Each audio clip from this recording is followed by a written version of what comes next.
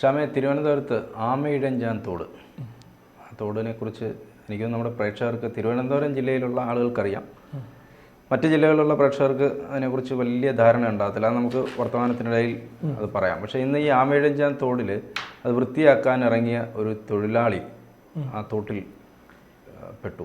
ദാരുണമായ സംഭവമാണ്. ഇതുവരെ അദ്ദേഹത്തിനെ കണ്ടു കിട്ടിയിട്ടില്ല എന്നാണ് നമുക്ക് ഇതുവരെ സംസാരിച്ചുകൊണ്ടിരിക്കുന്ന സമയം വരെ കിട്ടിയിട്ടില്ല. അത് വലിയ അനാസ്ഥയാണ്. ആ തോടിനെക്കുറിച്ച് നേരത്തെയും പരാതികൾ ഉണ്ടായിട്ടുണ്ട്, അല്ലേ? നമുക്ക് ഇതുവരെ അത് വൃത്തിയാക്കാൻ പറ്റാത്ത ഒരു തോടാണ്. അതിനെ നന്നാക്കി എടുക്കുക എന്നുള്ളത് കോർപ്പറേഷൻ ഭരിക്കുന്ന ആളുകളുടെ ലക്ഷ്യമേ അല്ലെന്ന് തോന്നും ചില സമയത്ത്. സർക്കാരും ഇടപെടാറില്ല. ഇത് ഇവർക്ക് കാലാകാലങ്ങളിലായി അഴിമതി നടത്താനുള്ള ഏറ്റവും വലിയൊരു സംരംഭമായി ഇത് മാറിയിട്ടുണ്ട്. ഇവർക്കും, അതായത് ഈ നഗരസഭയ്ക്കും ഇവിടുത്തെ ആക്രി കച്ചവടക്കാർക്കുമാണ് ഈ തോട് കൊണ്ട് ഗുണമുണ്ടാകുന്നത്. നഗരസഭ ഇതിൻ്റെ പേരിൽ കോടികളാണ് ചെലവഴിക്കുന്നത്. അതായത് നഗരസഭയിൽ 100 വാർഡിന് വേണ്ടിയിട്ട് ഏതാണ്ട് 100 കോടിയിലധികം രൂപയാണ് മാലിന്യ സംസ്കരണത്തിന് വേണ്ടി ഇവിടെ ഫണ്ട് അനുവദിച്ച് കൊടുത്തിരിക്കുന്നത്. ഈ ഫണ്ട് അനുവദിച്ച് കൊടുത്തിരിക്കുന്നതിൽ ഭൂരിഭാഗവും ഇവിടുത്തെ ആമയിഴഞ്ചാൻ തോട്, ഉള്ളൂർ തോട്, കരമനയാറ് തുടങ്ങിയിട്ടുള്ള ഈ ജല സ്രോതസ്സുകൾക്ക് വേണ്ടിയിട്ടാണ് ഇത് അനുവദിച്ചു കൊടുത്തിരിക്കുന്നത്. ഇത് ഭീകരമായ തട്ടിപ്പ് ഈ ആമയിഴഞ്ചാൻ തോട്ടിൽ കൊണ്ടുവന്ന് നടത്തുകയാണ്. ആമയിഴഞ്ചാൻ തോട്ടിൽ, അതായത് ഈ ആക്രിക്കാർക്ക് ഇത് എങ്ങനെ ഗുണം ചെയ്യുന്നു എന്ന് വെച്ച് കഴിഞ്ഞാൽ, ഇതിൽ അടിയുന്ന ഇരുമ്പ് കമ്പി, ഇങ്ങനെയുള്ള വസ്തുക്കൾ, അതായത് ആക്രിക്കാർക്ക് ശേഖരിച്ച് അത് കൊണ്ടുപോയി വിൽക്കാൻ പറ്റുന്ന വസ്തുക്കൾ, അത് അവർക്ക് ഗുണം ചെയ്യുന്നുണ്ട്. ഈ നഗരസഭയ്ക്ക് ഗുണം ചെയ്യുക എന്ന് വെച്ച് കഴിഞ്ഞാൽ, ഇത് കാലാകാലങ്ങളിലായി നഗരസഭ പറയും ഇത് നവീകരിക്കാൻ പോവുകയാണ്, ഇത് ശുദ്ധീകരിക്കാൻ പോവുകയാണ്, ഇതിലെ മാലിന്യ അതാണ് നടക്കുന്നത്. കറക്റ്റായിട്ട് അതാണ് നടക്കുന്നത്. ഈ നഗരത്തിൽ 500 ടൺ മാലിന്യം അടിഞ്ഞു കൂടുന്നതിൽ ദിനം പ്രതി അതിൽ 200 ടണ്ണും സംസ്കരിക്കാൻ പറ്റുന്നില്ല. ഇപ്പോൾ 500 ടൺ മാലിന്യമാണ് അടിഞ്ഞു കൂടുന്നത്. 500 ടൺ മാലിന്യം അടിഞ്ഞു കൂടുന്നതിൽ 200 ടൺ ഇവിടെ സംസ്കരിക്കാൻ പറ്റുന്നില്ല. ആ 200 ടൺ ഇവിടെ പല ഭാഗങ്ങളിലായി കെട്ടിക്കിടക്കുകയാണ്. ഇതിങ്ങനെ കൂടിക്കൊണ്ടേയിരിക്കുകയാണ്. ഈ നഗരത്തിന്റെ പല ഭാഗങ്ങളിലും നമുക്ക് ശ്രദ്ധിക്കാൻ പറ്റില്ല. എങ്ങനെയെന്ന് വെച്ച് കഴിഞ്ഞാൽ, ഈ നഗരം ആക്റ്റീവായി കഴിഞ്ഞാൽ, അതായത് രാവിലെ ഒരു 7-8 മണിക്ക് ശേഷം ഈ നഗരം ആക്റ്റീവാകും. അതായത് ജനങ്ങളെല്ലാം ഇതിലേക്ക് എത്തും, വ്യാപാര സ്ഥാപനങ്ങളെല്ലാം തുറക്കും, ആൾക്കൂട്ടമാകും, വാഹനങ്ങൾ നിറയും. അപ്പോൾ നമുക്ക് എന്താ സംഭവിക്കുന്നത് വെച്ച് കഴിഞ്ഞാൽ, നമുക്ക് ഈ മാലിന്യ കൂമ്പാരങ്ങൾ കാണാൻ സാധിക്കില്ല. നമ്മൾ എന്ത് ചെയ്യണമെന്നറിയാം? ഈ നഗരത്തിൽ രാവിലെ നടക്കാൻ പോകുന്നവർക്ക്, ഈ മോർണിംഗ് വാക്കിനൊക്കെ പോകുന്നവർക്ക് ഇത് വളരെ കൃത്യമായി കാണാൻ സാധിക്കും. ഈ നഗരത്തിന്റെ പല ഭാഗങ്ങളിലും ഈ മാലിന്യം ഇങ്ങനെ കൂട്ടിയിട്ടിരിക്കുകയാണ്. ഇപ്പോൾ ഇതിന്റെ ഉത്തരവാദി, ഈ വന്നിരിക്കുന്നതിന്റെ പ്രധാനപ്പെട്ട ഉത്തരവാദി ആരാണെന്ന് ചോദിച്ചാൽ, ഇത് ആര്യ രാജേന്ദ്രൻ ആണെന്ന് തന്നെ പറയേണ്ടി വരും. മേയർ, ഇവിടുത്തെ മേയറാണ് ഇതിൻ്റെ കാരണക്കാരി എന്ന് തന്നെ പറയേണ്ടി വരും. കാരണം എന്ന് വെച്ച് കഴിഞ്ഞാൽ, ഇവിടെ നഗരസഭാ കൗൺസിൽ നടക്കുന്ന സമയത്ത് ഇവിടുത്തെ മാലിന്യ സംസ്കരണത്തിനെ കുറിച്ച് ചർച്ച നടത്തണമെന്ന് ഇവിടുത്തെ പ്രതിപക്ഷ പാർട്ടികൾ പറയുമ്പോൾ, അവസാന നിമിഷത്തിലെ 10 മിനിറ്റ് അനുവദിച്ചു കൊടുത്തിട്ട് ഇവിടുത്തെ കൗൺസിൽ പിരിച്ചുവിടുവാണ്. കൗൺസിൽ യോഗത്തിൽ ഇവർ മാലിന്യ സംസ്കരണത്തെക്കുറിച്ചും മാലിന്യ സംസ്കരണത്തിന് വേണ്ടി എന്ത് ചെയ്തു എന്ന് ചോദിക്കുമ്പോൾ അവസാനത്തെ 10 മിനിറ്റാണ് അനുവദിച്ചുള്ളത്. സ്പെഷ്യൽ കൗൺസിൽ വേണം എന്നുള്ള ഇവർ ആവശ്യം ഉന്നയിക്കുമ്പോൾ വൈകിട്ട് 4 മണിക്കാണ് അത് പരിഗണിക്കാറുള്ളത്. പിന്നീട് എത്ര നേരം ഇത് ചർച്ച ചെയ്യും? ഇവർ കുറെ അത്രയും പ്രാധാന്യമേ ഇവിടുത്തെ ആര്യ രാജേന്ദ്രൻ അത് നൽകുന്നുള്ളൂ.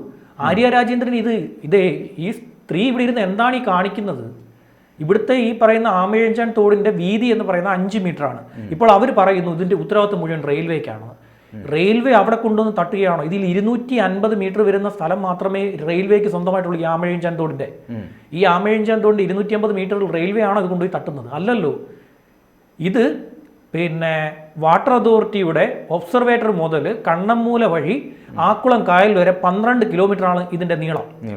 ഈ ആമയിഴഞ്ചാൻ തോടിന്റെ ഇതിന്റെ ഭൂരിഭാഗവും എതിലെയാണ് കടന്നു പോകുന്നത്? ഇത് നഗരത്തിൽ കൂടി ചുറ്റിപ്പോകുന്നതാണ്. നഗരസഭയ്ക്കാണ്. നഗരസഭയുടെ ഓടകൾ മുഴുവൻ വന്ന് മറിയുന്നത് ഈ പറയുന്ന ആമയിഴഞ്ചാൻ തോട്ടിലേക്കാണ്. ഈ വേസ്റ്റ് തട്ടുന്ന ആരാണ്? നഗരസഭയാണ് ഇത് തട്ടുന്നത്. ഇവിടെ ഗ്ലോബൽ അവാർഡ് മേടിച്ചിട്ടുണ്ട് ഈ നഗരസഭ. വിളപ്പിൽശാല പൂട്ടിയ ശേഷം ഉറവിട മാലിന്യ സംസ്കരണത്തിന്റെ പേരിൽ ഏറ്റവും മികച്ച രീതിയിൽ ഇവിടെ മാലിന്യ സംസ്കരണം നടത്തിയതിന്റെ പേരിൽ ഇവിടുത്തെ നഗരസഭ ഇവിടെ ഇത് നടത്തിയിട്ടുണ്ട്. ഗ്ലോബൽ അവാർഡ് മേടിച്ചിട്ടുണ്ട്. ഓപ്പറേഷൻ അനന്ത നടത്തി ഇവിടെ മാലിന്യം ഏതാണ്ടൊക്കെ നല്ല രീതിയിൽ നീക്കം ചെയ്താണ്. ഇവർ വന്ന ശേഷം ഇവിടെ ഒന്നും നടക്കുന്നില്ല. മാലിന്യ നിർമ്മാർജ്ജനം എന്ന് പറഞ്ഞിട്ട് ഇവിടുത്തെ ആമയിഴഞ്ചാൻ തോട്ടിലെ മാലിന്യം കൂട്ടി എവിടെ വെക്കുമെന്നറിയാമോ? ഇതിന്റെ കരയെ കൊണ്ട് വെച്ച് കൊടുക്കും. അടുത്ത മഴ പെയ്യുമ്പോഴത്തേക്ക് ഇത് ഒഴുകി താഴെ വീഴും. ഇപ്പൊ തന്നെ എന്താണ് തീർത്തും ഇത് എങ്ങനെയായിരുന്നു ചെയ്യേണ്ടത്? ഇതൊരു അടിയിൽ കൂടി ഒരു പിന്നെ ഇത് പോയിരിക്കുകയാണ്. പിന്നെ ഇത് ഏതാ റെയിൽവേയുടെ ട്രാക്കിനടിയിൽ കൂടിയാണ് ഇത് പോയിരിക്കുക. 250 മീറ്റർ റെയിൽവേയുടെ ട്രാക്കിനടിയിൽ കൂടിയാണ് ഈ ആമയഞ്ചാൻ തോട് പോകുന്നത്. ഇവിടെ ഇവിടുത്തെ മാലിന്യം എങ്ങനെയാണ് നീക്കം ചെയ്യുന്നത് അറിയാം. ഇവിടെ ഈ പറയുന്ന ഗ്രില്ലറച്ച് ഈ ഓടയുടെ അടിഭാഗം, അതായത് ഭൂമിക്ക് അടിയിൽ കൂടി പോകുന്ന ഈ ഭാഗം അടച്ചിട്ടാണ് ഇവിടെ മാലിന്യം നീക്കം ചെയ്യാറുള്ളത്. ഇപ്പോൾ ഗ്രില്ലിറക്കിയിട്ടില്ല. ഗ്രില്ലിറക്കാതെ എന്ത് ചെയ്തു? തൊഴിലാളികളെ അതിലിറക്കി. ഇപ്പോൾ അവർക്ക് വേണമെങ്കിൽ പറയാം കരാറുകാരനാണ് ഉത്തരവാദിയെന്ന്. ഇവിടുത്തെ എഞ്ചിനീയർ എന്ത് ചെയ്യും? നഗരസഭയ്ക്ക് ഒരു എഞ്ചിനീയറിംഗ് വിഭാഗം ഉണ്ടല്ലോ ഇതിനൊക്കെ. അവരിവിടെ പോയി അവരിതൊന്നും കാണുന്നില്ലേ? കരാറുകാരന്റെ മേളിലോട്ട് ഇനിയിപ്പോൾ ഇത് ചെയ്യാൻ പോകുന്നത് കരാറുകാരന്റെ മുകളിൽ കെട്ടിവെക്കും. ഇപ്പോൾ വി ശിവൻകുട്ടി സ്ഥലത്തെത്തിയ ശേഷം അദ്ദേഹം പറഞ്ഞിരിക്കുന്നത് റെയിൽവേയുടെ ഉത്തരവാദിത്തമാണ്. റെയിൽവേയുടെ ഇടത്താണ് അപകടം ഉണ്ടായിരിക്കുന്നത്. എങ്ങനെയാണ്? ഇവരുടെ സ്ഥലത്ത് നിന്ന് ഒഴുകിയാണ് റെയിൽവേയുടെ ഈ പറയുന്ന ട്രാക്കിനടിയിൽ പോയത്. ട്രാക്കിനടിയിൽ പോകുന്ന ഓടയ്ക്കകത്തേക്ക് അദ്ദേഹം പോയത് ഈ പറയുന്ന സ്ഥലത്ത് നിന്നാണ്. റെയിൽവേ ആണോ അതിൻ്റെ അകത്ത് കൊണ്ട് ഇത്രയും വേസ്റ്റ് കൊണ്ട് തട്ടിക്കൊടുക്കുന്നത്? അവരുടെ അടിയിൽ കൂടെ പോകുന്നിടത്ത് അവിടെ വന്ന് കുരുങ്ങി കിടക്കുന്നു. അതിൻ്റെ അടിയിൽ വന്ന് കുടുങ്ങി കിടക്കുകയാണ്. ഇപ്പോൾ ഒരു 7 ദിവസം മുമ്പുള്ള ഒരു നോട്ടീസ് ഇവർ പൊക്കി പിടിച്ചുകൊണ്ട് വന്നിട്ടുണ്ട്. നഗരസഭ 7 ദിവസം മുമ്പേ ഞങ്ങൾ റെയിൽവേക്ക് നോട്ടീസ് കൊടുത്താണ് ഇവിടെ നീക്കം ചെയ്യാൻ ഞങ്ങളുടെ സഹകരിക്കണമെന്നൊക്കെ പറഞ്ഞ് നോട്ടീസ് കൊടുക്കും. ഇപ്പോഴാണ് ഇത് അടിഞ്ഞുകൂടി തുടങ്ങിയത്. ആ വിഷ്വലി കിടക്കുന്ന വേസ്റ്റിൽ കഴിഞ്ഞ 7 ദിവസം കൊണ്ട് അടിഞ്ഞതാണോ? വർഷങ്ങളായിട്ട് ഇവിടെ കിടക്കുകയാണ്. ആര്യ രാജേന്ദ്രൻ അധികാരത്തിൽ വന്ന സമയം മുതലുള്ള വേസ്റ്റ് ഈ ആമയഞ്ചാൻ തോട്ടിലുണ്ട്. ആമയഞ്ചാൻ തോട്, അതുപോലെ തന്നെ കിള്ളിയാറ്, കരവനയാറ്, പിന്നെ ഉള്ളൂർ തോട്. ഈ ഉള്ളൂർ തോടൊക്കെ പോയി കാണണം. മെഡിക്കൽ വേസ്റ്റാണ്. മെഡിക്കൽ വേസ്റ്റ് തട്ടുന്നു. അതായത് ഈ പറയുന്ന നമ്മുടെ ശരീരഭാഗങ്ങളിൽ ഈ ക്യാൻസർ പേഷ്യന്റിനൊക്കെ മുറിച്ചു മാറ്റുന്ന ഭാഗങ്ങൾ വരെ ഈ തോട്ടിലൂടെ ആമയഞ്ചാൻ ഉള്ളൂർ തോടുകളിലൂടെ ഒഴുകി വരുന്നുണ്ട്. അതിലാണ് ഇപ്പോൾ ഈ ഫയർ ആൻഡ് റെസ്ക്യൂവിൻ്റെ ഉദ്യോഗസ്ഥർ അവരെ സമ്മതിക്കണം കേട്ടോ. അവരെ ആ സ്കൂബ ഡൈവിംഗ് ടീം അതിനകത്ത് കയറി ഇതിൻ്റെ അടിയിൽ കൂടി അവർ 10 മീറ്ററോളം കയറി പോയിട്ട് ഇവർ തിരിച്ചു വരികയാണ്. കാര്യം ഉള്ളിലേക്ക് പോയി കഴിഞ്ഞാൽ നമുക്ക് ഈ പറയുന്ന ഓക്സിജൻ്റെ മാസ്ക് വെച്ചാൽ പോലും അവിടെ ഉണ്ടാക്കുന്ന മെഡിക്കൽ വേസ്റ്റ് കിടക്കുകയാണെങ്കിൽ അവിടെ ക്രിയേറ്റ് ചെയ്യപ്പെടുന്ന വായു, വിഷവാതകം അവിടെ ക്രിയേറ്റ് ചെയ്യപ്പെട്ടിട്ടുണ്ടാവും. അത് ക്രിയേറ്റ് ചെയ്യപ്പെട്ടുള്ള സ്ഥലത്ത് വിഷവാതകം അവിടെ ഈ പറയുന്ന ഉദ്യോഗസ്ഥർ പോലും അപകടത്തിൽപ്പെടാൻ സാധ്യതയുണ്ട്. ഈ സ്ത്രീ ഇവിടെ എന്തൊക്കെ കാട്ടിക്കൂട്ടി വെച്ചിരിക്കുന്നതെന്ന് അറിയാമോ? ഈ ആര്യ രാജേന്ദ്രൻ എന്ന് പറയുന്നവർ ഇവർ ഇന്നിപ്പോൾ അവിടെ ഇറങ്ങി നിന്ന് അവർ 11:30-ക്കാണ് രാവിലെ അപകടമുണ്ടായത്.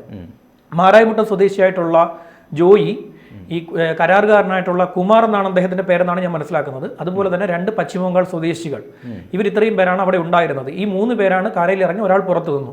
ഈ ഒഴുക്ക് വർദ്ധിച്ചു 11:30 ആയപ്പോഴത്തേക്ക് എന്ത് ചെയ്തെന്ന് വെച്ച് കഴിഞ്ഞാൽ ഈ നഗരത്തിൽ നല്ല മഴ പെയ്തുകൊണ്ടിരിക്കുന്നു. നല്ല മഴ പെയ്തിരിക്കുമ്പോൾ ഇതിനകത്ത് ഇറങ്ങാൻ പാടുണ്ടോ? 3 ആൾ പൊക്കമുണ്ട് ഇതിന്. ഈ ആമയഞ്ചാൻ തോടിന് 3 ആൾ പൊക്കമുണ്ട്. ഈ പറയുന്ന ഇതിന്റെ അടിയിൽ കൂടി പോകുന്ന ഓടയിലൂടെ JCB കൊണ്ട് ഓടിച്ചിട്ടുണ്ട്. JCB അല്ല, ഇറ്റാച്ചി, ചെറിയ ഇറ്റാച്ചി ഇല്ലേ, കുഞ്ഞ് ഇറ്റാച്ചി, വൈറ്റ് നിറത്തിലുള്ള ഈ ഇറ്റാച്ചി ഇതിനകത്തൂടെ ഓടിക്കാൻ പറ്റും. അത്രയും ആഴമുണ്ട്. അതായത് ഇപ്പൊ ഈ റെയിൽവേയുടെ അടി കൂടെ പോകുന്ന ഭാഗത്ത് ഇത്. പിന്നെ മാത്രമല്ല റെയിൽവേയുടെ പ്ലാറ്റ്ഫോമിൽ നമ്മുടെ ഈ 1 മുതൽ 5 വരെ അല്ലേ പ്ലാറ്റ്ഫോം, 5 വരെയുള്ള പ്ലാറ്റ്ഫോം. പിന്നെ എനിക്കൊന്നും എക്സ്ട്രാ ഒരു പ്ലാറ്റ്ഫോം 6 എന്ന് പറഞ്ഞിട്ട് അവിടെ കിടപ്പുണ്ട്. അത് റെയിൽവേ ഓടിക്കുന്നില്ലെന്ന് തോന്നുന്നു അല്ലേ? അഡീഷണൽ വണ്ടി ട്രെയിൻ കൊണ്ടിടാൻ വേണ്ടി അവിടെ വരെ അതും കടന്നിട്ട് അപ്പുറത്തേക്കാണ് ഇതിന്റെ ഔട്ട് വരുന്നത്. ഈ സാധാരണഗതിയിൽ ഇത് ചെയ്യാറുള്ളതെന്ന് വെച്ച് കഴിഞ്ഞാൽ ഇവർ ഗ്രില്ല് വെച്ച് ഇറങ്ങിയിട്ട് ഇത് നീക്കം ചെയ്യും. ഈ മാലിന്യം, അതായത് ഈ അടിയിലൂടെ പോകുന്ന ഈ ഭൂഗർഭ അറ എത്തുന്നതിന് മുമ്പുള്ള ഭാഗത്ത് ഇത് ഗ്രില്ല് വെച്ച് ഇവരെ അടയ്ക്കും. അടച്ചിട്ട് ഇവർ ഇത് കോരി മാറ്റിയ ശേഷം ഇത് നല്ല പ്രഷറിൽ ഇതിനെ വെള്ളം കടത്തിവിടും. വെള്ളം കടത്തിവിടും എന്ന് വെച്ച് കഴിഞ്ഞാൽ ഇത് തള്ളി അപ്പുറത്തെ ഭാഗത്ത് വരും. അവിടെ നിന്ന് കളക്ട് ചെയ്ത് വീണ്ടും നഗരസഭ ഇത് കൊണ്ടുപോകും. ഇത് നഗരസഭയും ജില്ലാ ഭരണകൂടവും റെയിൽവേയും കൂടെ സംയുക്തമായി ചെയ്യുന്ന ഒരു പ്രോസസ്സാണ് ഈ പറഞ്ഞത്. ഇന്നിപ്പോൾ വി ശിവൻകുട്ടി പറഞ്ഞിരിക്കുന്നത് റെയിൽവേ ആണ് ഇതിൻ്റെ ഉത്തരവാദിത്വം. അപകടം സംഭവിച്ച റെയിൽവേയുടെ ഏരിയയിലാണ്. ശരിയാണ്.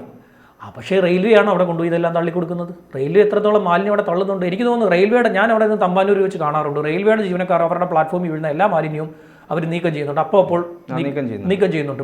കാരണം 13 ജില്ലകളിൽ നിന്നുള്ള മനുഷ്യരാണ് അവിടെ വന്ന് കൂടുതലായി ഇറങ്ങുന്നത്. 13 ജില്ലകളിലെ മനുഷ്യർ വന്ന്, കേരളത്തിലെ മലയാളികൾ വന്ന് ഇറങ്ങുന്നത്. അവരാണ് കൂടുതലായിട്ട് തമ്പാനൂർ എത്തുന്നത്. പിന്നെ പുറത്തു നിന്നുള്ള സംസ്ഥാനങ്ങളിൽ നിന്നുള്ള ആൾക്കാർ. റെയിൽവേ അവിടെ കൃത്യമായിട്ടുള്ള ഒരു മാനേജ്മെന്റ്, വേസ്റ്റ് മാനേജ്മെന്റ് റെയിൽവേ അവരുടെ ഏരിയയിൽ കൃത്യമായിട്ട് നടപ്പാക്കുന്നുണ്ട്. തമ്പാനൂർ റെയിൽവേ സ്റ്റേഷനൊക്കെ നോക്കുമ്പോൾ മറ്റ് സംസ്ഥാനങ്ങൾ റെയിൽവേ സ്റ്റേഷൻ വെച്ച് നോക്കുമ്പോൾ തമ്പാനൂർ റെയിൽവേ സ്റ്റേഷൻ നല്ല മെച്ചപ്പെട്ട ഒരു റെയിൽവേ സ്റ്റേഷനായിട്ടാണ് എനിക്ക് തോന്നിയിട്ടുള്ളത്. അപ്പോൾ ഇവരിപ്പോൾ റെയിൽവേയുടെ മുകളിൽ വെക്കാൻ നോക്കുകയാണ്. 100 കോടി രൂപയാണ് ഇവിടെ ഓരോ വാർഡിന് ഇവർ മൊത്തത്തിൽ അനുവദിച്ചു കൊടുത്തത്. ഇവിടെ അതുപോലെ തന്നെ വേറെ ഈ ട്രാഷ് ബൂം സ്ഥാപിക്കുന്നു എന്ന് പറഞ്ഞിട്ട് ആമയഞ്ചാൻ തോട്ടിൽ ട്രാഷ് ബൂം, നീരൊഴുക്ക് നല്ല രീതിയിൽ ട്രാഷ് ബൂം സ്ഥാപിക്കുന്നതെന്ന് പറഞ്ഞ് ഈ മേയർ തന്നെയാണ്, ആര്യ രാജേന്ദ്രനാണ് പ്രഖ്യാപിച്ചത്. അതിനുവേണ്ടി കുറേ കോടികൾ പ്രഖ്യാപിക്കുകയും ചെയ്തു. അതെവിടെ പോയി അറിയത്തില്ല, എല്ലാം പാഴായി. ഇപ്പൊ കിച്ചൺ ബിൻ പദ്ധതി പിന്നെ പ്രഖ്യാപിക്കുകയുണ്ടായി. കിച്ചൺ ബിൻ പദ്ധതി പ്രഖ്യാപിച്ചിരിക്കുന്നത് പിന്നെ 500 പിന്നെ ഇതിലാണ് ഓരോ ഡിവിഷൻ ഓരോ വാർഡിലും 500 പിന്നെ കിച്ചൺ ബിന്നാണ് ഇവർ പദ്ധതി പ്രഖ്യാപിച്ചത്. പക്ഷേ അതിൽ എവിടെ പോയി പദ്ധതി എവിടെ പോയി? ഈ പദ്ധതി ഇവർക്കറിയില്ല. ഇത് നടപ്പായൊന്നും പോലും ഇല്ല. ഇവിടെ സ്മാർട്ട് സിറ്റിക്ക് വേണ്ടി ഇപ്പം നടക്കുന്നുണ്ടല്ലോ. സ്മാർട്ട് സിറ്റി എന്ന് പറഞ്ഞാൽ എങ്ങനെയാണെന്ന് അറിയാം, റോഡ് നിർമ്മാണം മാത്രമല്ല, വേസ്റ്റ് മാനേജ്മെന്റിന് അതിൽ പണം അനുവദിച്ചു കൊടുത്തിട്ടുണ്ട് കേന്ദ്ര സർക്കാർ ഫണ്ട് അനുവദിച്ചു കൊടുത്തിട്ടുണ്ട്. അതുപോലെ തന്നെ കേന്ദ്ര സർക്കാരിന്റെ ലോകബാങ്കിന്റെ നിന്നുള്ള 114.2 കോടി രൂപ ഇവർക്ക് അനുവദിച്ചു കൊടുത്തിട്ടുണ്ട്. എന്തിനാണെന്നറിയാമോ? കരമാലിന്യ സംസ്കരണത്തിന്. എല്ലാം കേന്ദ്ര ഗവൺമെന്റിന്റെ ഫണ്ട് ലോകബാങ്കിൽ ഉപയോഗപ്പെടുത്തിയിട്ടില്ല. ലാപ്സായി പോവാ. ആ ഫണ്ട് എടുത്തു വെച്ച് പുട്ടടിക്കാൻ പറ്റില്ല, കണക്ക് പറയണം അവിടെ. അതുകൊണ്ട് എന്ത് ചെയ്യാൻ പറ്റും? അത് ലാപ്സായി പോയാലും കുഴപ്പമില്ല. നഗരസഭയുടെ ഫണ്ട് എവിടെ പോകും? തനത് ഫണ്ട് എവിടെ പോകുന്നു? വേസ്റ്റ് മാനേജ്മെന്റ് തനത് ഫണ്ട് എവിടെ പോകുന്നു? ഞാൻ ജോണേട്ടൻ രാവിലെ ഈ തിരുവനന്തപുരം നഗരത്തിലെ താമസക്കാരനല്ലാത്തത് കൊണ്ട്, ഞാൻ ഇവിടുത്തെ താൽക്കാലിക താമസക്കാരനായതുകൊണ്ട് ഞാൻ പുലർച്ചെ ഈ കാഴ്ചകൾ ഇവിടെ കാണുന്നതാണ്. ഇവിടെ വലിയ തോതിൽ മാലിന്യം കൊണ്ടുവന്ന് തട്ടുകയാണ്. ഇപ്പോൾ ഒരു തൊഴിലാളിയാണ് ഇതിൻ്റെ ഉള്ളിൽ പെട്ടുകിടക്കുന്നത്. അദ്ദേഹം ജീവനോടെ വരണം എന്നുള്ളത് ആണ് നമ്മൾ ആഗ്രഹിക്കുന്നത്. പക്ഷേ അവിടെ നിൽക്കുന്ന എല്ലാവരുടെയും പ്രതീക്ഷ നഷ്ടപ്പെട്ടു കഴിഞ്ഞു. ഔദ്യോഗികമായി തന്നെ പലരും ഇനി ജീവനോടെ അദ്ദേഹം വരാൻ സാധ്യതയില്ലെന്ന രീതിയിൽ പ്രതികരിക്കുകയും ഒക്കെ അവിടെ ചെയ്യുന്നുണ്ട്. പല മീഡിയകളിലും പലരും ആ രീതിയിൽ പ്രതികരിക്കുന്നുണ്ട്. കാരണം 10 മീറ്റർ കയറിയ സ്കൂബ ടീമിന് പോലും അതിനുള്ളിൽ ശ്വാസം കിട്ടുന്നില്ല. അതുകൊണ്ട് തന്നെ 11:30 അതിനുള്ളിൽ പോയൊരു മനുഷ്യൻ ഇത്രയും മണിക്കൂറുകൾ കഴിഞ്ഞിട്ട് ഇനി ജീവനോടെ വരുമോ എന്നുള്ളൊരു സംശയമല്ല. അവർ പൂർണ്ണമായിട്ടും പലരും പറയുന്നുണ്ട് അദ്ദേഹത്തിന്റെ ഇനി മൃതശരീരം പ്രതീക്ഷയെല്ലാം നഷ്ടപ്പെട്ടു എന്നൊക്കെ പറയുന്നുണ്ട്. ഇവിടുത്തെ ഈ ഓടകളുടെ സമീപത്തുകൂടി നടന്നു പോകുന്ന സ്കൂൾ കുട്ടികൾ എന്ത് ചെയ്യും? ഒട്ടനവധി സ്കൂൾ കുട്ടികളാണ് ഇവിടുത്തെ ഓടകൾക്ക് സമീപത്തുകൂടി നടന്നു പോകുന്നത്. ഇവിടെ പലയിടത്തും റോഡ് പൊളിച്ചിട്ടിരിക്കുകയാണ്. സ്മാർട്ട് സിറ്റി എന്ന് പറഞ്ഞ പേരിൽ കൃത്യസമയത്ത് ഇവർ പണി പൂർത്തിയാക്കും, മാർച്ചിലൊക്കെ പണി പൂർത്തിയാക്കുമെന്നൊക്കെ പറഞ്ഞിട്ട് ഇത്രയും കാലമായിട്ട് ഇവിടുത്തെ റോഡുകൾ പലതും പൊളിച്ചിട്ടിരിക്കുകയാണ്. ഈ റോഡുകൾ പൊളിച്ചിട്ടിരിക്കുന്ന കാരണം ഈ ഓടകളുടെ അരികിൽ കൂടിയാണ് ഇവിടുത്തെ സ്കൂൾ കുട്ടികൾ പോകുന്നത്. ഇനി എന്താ സ്കൂൾ കുട്ടി വീഴണോ ഇതിനകത്ത്? ഈ ആര്യരാജേന്ദ്രൻ എന്താ വിചാരിച്ചിരിക്കുന്നത്? ഇനി സ്കൂൾ കുട്ടി വീണാലേ ഇവർ ഇത് പഠിക്കുമോ? ഇവരെ കൊണ്ട് ഇതൊന്നും നടക്കില്ല. ഇവർക്ക് നാട്ടുകാരുടെ മെക്കിട്ട് കയറാനും ഇവരുടെ ഈ പറയുന്ന പോലെ ഇവരുടെ വാക്കാലുള്ള വാക്കാലുള്ള ചില പ്രയോഗങ്ങൾ മറ്റുള്ളവരെ അപഹസിക്കുകയും ഒരു വ്യക്തി എന്ന പോലും പരിഗണന കൊടുക്കാതെ ഓരോ മനുഷ്യനെയും മനുഷ്യനായി പോലും കണക്കാക്കാതെയുള്ള ഇവരുടെ പെരുമാറ്റം, അതിനെയാണ് ഇവിടുത്തെ CPM-ന്റെ ജില്ലാ കമ്മിറ്റി അടക്കം രൂക്ഷമായ ഭാഷയിൽ വിമർശിച്ചുകൊണ്ടിരിക്കുന്നത്. ഇവർക്കിപ്പോൾ അവസാന താക്കീതാണ് ഇപ്പോൾ നൽകിയിരിക്കുന്നത്. ഇനിയും നന്നായില്ല എന്നുണ്ടെങ്കിൽ ഇവരെ പിടിച്ച് പുറത്താക്കുമെന്നൊക്കെയുള്ള രീതിയിലുള്ള സംസാരം, ചർച്ചകൾ CPM-ന്റെ ജില്ലാ കമ്മിറ്റിയിലൊക്കെ വരികയുണ്ടായി. ഇവർക്കിപ്പോൾ ലാസ്റ്റ് ഇത് കൊടുത്തിരിക്കുകയാണ്. ഞാൻ പറയുന്നത് ഇവർക്ക് അതുപോലും കൊടുക്കരുത്. ഇവർക്ക് ഒരു കാരണവശാലും ഒരു അവസരം പോലും കൊടുക്കാൻ ഇനി പാടില്ല. കാരണം ഇനി ഒരുപാട് മനുഷ്യരുടെ ജീവൻ നഷ്ടപ്പെട്ടു പോകും. കാര്യം ഒരു പക്വതയും ഇല്ലാത്ത, എങ്ങനെ ഇതിനെ കൈകാര്യം ചെയ്യണമെന്ന് അറിയാത്ത ഒരാളുടെ കയ്യിലേക്ക് അധികാരം വന്നാലുള്ള ഏറ്റവും വലിയ പ്രശ്നമാണ് ഇപ്പോൾ ഈ സംഭവിച്ചുകൊണ്ടിരിക്കുന്നത്. അതുപോലെ തന്നെ ഇനിയുണ്ട് ഈ പറയുന്ന കിച്ചൺ ബിന്നിന് വേണ്ടിയിട്ടുള്ള പരിപാടികൾ. പിന്നെ ഉറവിട മാലിന്യ സംസ്കരണം, ഹരിതകർമ്മസേന എവിടെ പോയി? അവർ വന്നു കളക്ട് ചെയ്യുന്നു, അത്യാവശ്യം കുറച്ച് എടുത്തുകൊണ്ട് പോകുന്നു, അവർ പോകുന്നു. അവർ കൊണ്ടുപോകുന്നൊന്നുമല്ല വേസ്റ്റ്. പിന്നീടുള്ള പ്ലാസ്റ്റിക് കവറുകൾ മാത്രം മേടിച്ച് 50 രൂപയും മേടിച്ച് ഇവിടെ ഗ്രീൻ ആർമി എന്ന് പറഞ്ഞൊരു സംവിധാനം ഉണ്ടായിരുന്നു. ഗ്രീൻ ആർമി, അതായത് ഇവിടുത്തെ മാലിന്യം നീക്കം ചെയ്യുന്നതിന് വേണ്ടി മുൻകൈ എടുക്കുന്ന ഒരു സംഘമാണ് ഇവിടുത്തെ ഗ്രീൻ ആർമി എന്ന് പറയുന്ന. അവരിവിടെ പോയി. നേരത്തെയൊക്കെ ഈ പറയുന്ന പ്രകൃതി സ്നേഹികളെയൊക്കെ അവരുടെയൊക്കെ ഈ പറയുന്ന നിർദ്ദേശങ്ങൾ നഗരസഭ സ്വീകരിക്കുമായിരുന്നു.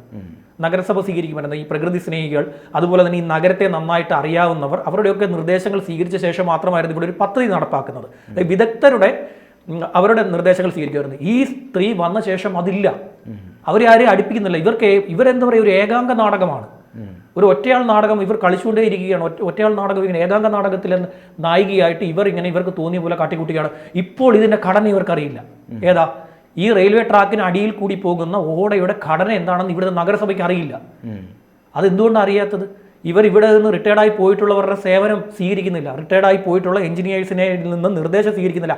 അവരെ നിയമനം പുതുക്കി കൊടുക്കണമെന്നോ അവർക്ക് താൽക്കാലിക നിയമനം കൊടുക്കണമെന്നോ അല്ല ഞാൻ പറയുന്നത്. അവർക്കറിയാവുന്നവർ, മുൻ പരിചയമുള്ളവരെ ഇവിടെ അടുപ്പിക്കുന്നില്ല. അവരെ അടുപ്പിക്കുന്നില്ല. അവരിൽ നിന്ന് നിർദ്ദേശം സ്വീകരിച്ച ശേഷം മാത്രമേ. ഇപ്പോൾ തന്നെ പോലും ഈ ഗ്രില്ലിറക്കിയിരുന്നെങ്കിൽ ഈ ജീവൻ നഷ്ടപ്പെടില്ലായിരുന്നു. ഈ മനുഷ്യന്റെ ഈ ഒരു അപകടം അവിടെ സംഭവിക്കില്ലായിരുന്നു. ആ ഗ്രില്ലിറക്കിയ ശേഷമേ ചെയ്യാം. പിന്നെ വൈദഗ്ധ്യം ലഭിച്ച തൊഴിലാളികളെ ഇല്ല. ഇവർക്ക് തോന്നിയതുപോലാണ് കരാർ കൊടുക്കുന്നത്. ആമഴയഞ്ചാൻ തോടിന് വേണ്ടി 25 കോടിയുടെ പദ്ധതി വെച്ചപ്പോൾ ഒരൊറ്റ കരാറുകാരനെ വന്നുള്ളൂ. ഒരേ ഒരു കരാറുകാരനെ എപ്പോഴും വരുന്നുള്ളൂ, വേറെ ആരും വരുന്നില്ല. എന്തുകൊണ്ട് വരുന്നില്ല? ഇത്രയും കോടിയുടെ പദ്ധതി, കോടിക്കണക്കിന് രൂപ, അവിടുത്തെ മാലിന്യം പിന്നെ എന്താ പറയുക, മാലിന്യം നീക്കം ചെയ്യാനും അവിടുത്തെ ഈ പറയുന്ന 2 കരകളും കെട്ടി ഈ ഭിത്തി കെട്ടി സംരക്ഷിക്കുവാനും വേണ്ടി 25 കോടിയുടെ കരാർ കൊടുത്തപ്പോൾ കോടികളുടെ ലാഭം അതിൽ നിന്ന് കിട്ടുമെന്ന് അറിഞ്ഞിട്ട് പോലും ഒരു കരാറുകാരൻ വരുന്നു. എന്തുകൊണ്ടാണ് അത് വരുന്നത്? ബാക്കിയുള്ള കരാറുകാരെ ഇവർ വരട്ടുന്നു. വന്നു കഴിഞ്ഞാൽ എന്ത് ചെയ്യും? കൊണ്ടുവന്ന് അവർ ഇവിടെ കൊണ്ടുവന്ന് ഇത് കൊടുത്തു കഴിഞ്ഞാൽ എന്ത് ചെയ്യും? അവനെ വരട്ടും. അവന് പിന്നെ ഒരു കരാറും കിട്ടാതാക്കും. ഇത് ഗ്രൂപ്പാണ്, ഒരാൾ മാത്രമേ വരൂ. ഇവരെല്ലാവരോടും എടുക്കുന്ന ഒരു തീരുമാനമാണ്.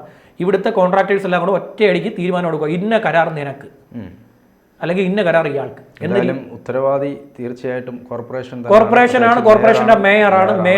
മേയർക്ക് ഇനി ഒരു അവസരം കൊടുക്കാൻ പാടില്ല. എത്രയും പെട്ടെന്ന് അവരെ നീക്കില്ല എന്നുണ്ടെങ്കിൽ നടക്കാൻ പോകുന്നത് ഈ നഗരത്തിലെ ഏറ്റവും വലിയ ബുദ്ധിമുട്ടുകളും ഏറ്റവും വലിയ ഭീകരമായിട്ടുള്ള അപകടങ്ങളും നമ്മൾ കാണേണ്ടി വരും. കൂടുതൽ വാർത്തകളും വിശേഷങ്ങളും നിങ്ങളിലേക്ക് എത്താൻ ABC മലയാളം സബ്സ്ക്രൈബ് ചെയ്യുക, ബെൽ ബട്ടണും അമർത്തുക.